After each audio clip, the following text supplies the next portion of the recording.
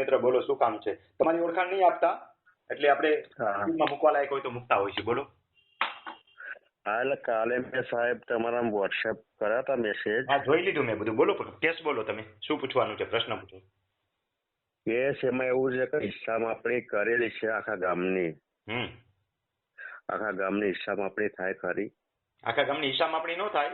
તમારે નકશા હમ. બેસી ગયા તો એને ફેર માપણી થઈ કહેવાય. હા હા. તમારા નકશા બેસી ગયા 7 નંબરમાં? 7 નંબરમાં તો રીસર્વે થયો તારા બેસી ગયા છે. એના આખા ગામની માપણી થઈ કહેવાય. માંજા અરજી આવી હોય તો ફરીવાર માપણી થઈ હોય. ના, આ તો 1991 માં થયેલી છે એમ મેં કે છે. જોયું એ થાય. હમ. એમાં ક્ષેત્રફળ ઘટી ગયું છે અમારું. પણ આજ દિવસ સુધી ક્યાં હતા? ક્ષેત્રફળ ઘટી નહીં, કાયમી થઈ ગયું ક્ષેત્રફળ. મેં જોયું એ. તમે આ પીડા લીટા મારીને મને મોકલું છે, જૂના સ્કેન કરેલા છે ને. હા. 1407 સર્વે નંબર અત્યારે વાંચું છું. એ બધા 118 વાળું જે છે એ બરોબર છે. હમ. એની જ વાત કરે છે ને. હા હા. હવે કાંઈ ન થાય, રિસર્વે થઈ ગયું એ.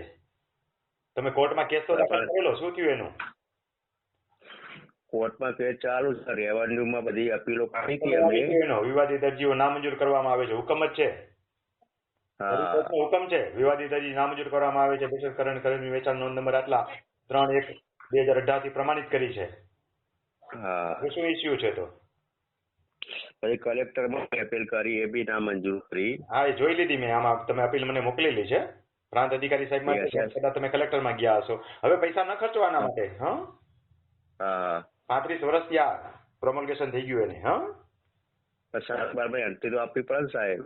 આપવી પડે, એ બાબતે લડો. બાકી કેસને મૂળભૂત પ્રોમોલ્ગેશન જમીન ઘટીને આવી છે એ માટે ન લડો. હા. હા. હા, ખોટા પૈસા જાજા ન બગાડો. સિવિલમાં કેસ ચાલુ છે અત્યારે. હા, સિવિલમાં તો ચુકાદો લાંબો આવશે. આજે એમ આવી ગયા એમ નહીં આવે. કદાચ કેટલા વર્ષથી મૂક્યો? 10 વર્ષ પહેલા ચુકાદો નહીં આવે. એ બરાબર. કેટલા વર્ષથી સિવિલમાં કેસ મૂક્યો એને? સિવિલમાં 2022માં. બસ, કેવડી ઉંમર થઈ તમારી? મારું તો સાહેબ 42 વર્ષ થયા. કાંઈ વાંધો નહીં, જીવતા હશું તો કેસનો ચુકાદો જોઈશું આપણે. બરાબર રહે તો.